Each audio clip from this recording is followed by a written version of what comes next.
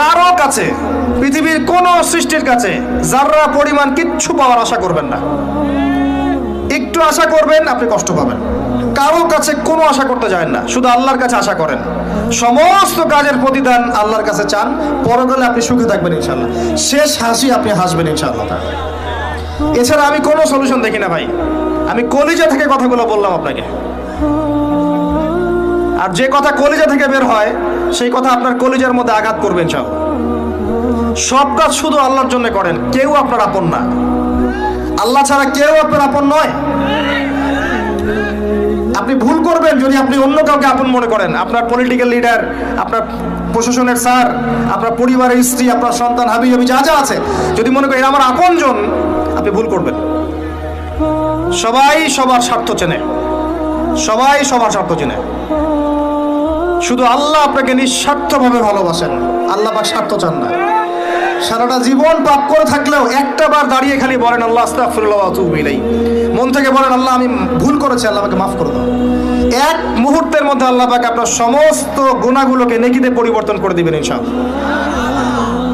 আল্লাহ ছাড়া কেউ নাই আপন। আল্লাহর জন্য খালেস করে ফেলেন নিজেকে, তার দ্বীনের জন্য চেষ্টা করেন। তার দিন আজকে অবহেলিত, তার দিন আজকে অপদস্থ। সারা বিশ্বের বুকে আজকে মুসলিমরা নির্যাতিত, নিপীড়িত। দিনকে এগিয়ে নেওয়ার জন্য কিছু করেন।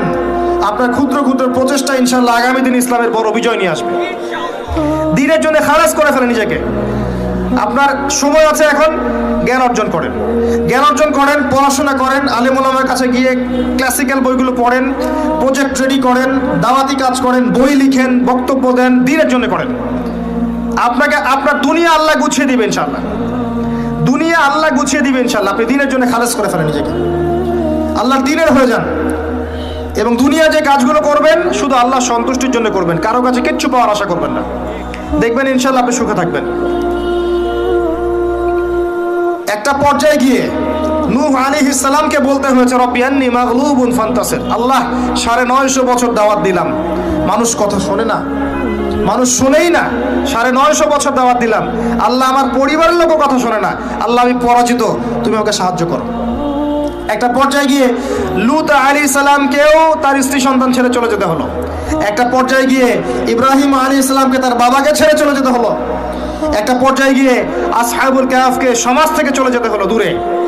একটা পর্যায়ে গিয়ে মুহাম্মদ সাল্লাল্লাহু আলাইহি ওয়াসাল্লামকে হিজরত করে চলে যেতে হলো, সাথে কেউ ছিল না। আল্লাহর জন্যে ভালোবাসা, আল্লাহর জন্যই বিচ্ছেদ। ইতিহাস তাদেরকে ভুলে যায় নাই। তো একটা পর্যায়ে গিয়ে মানুষ যখন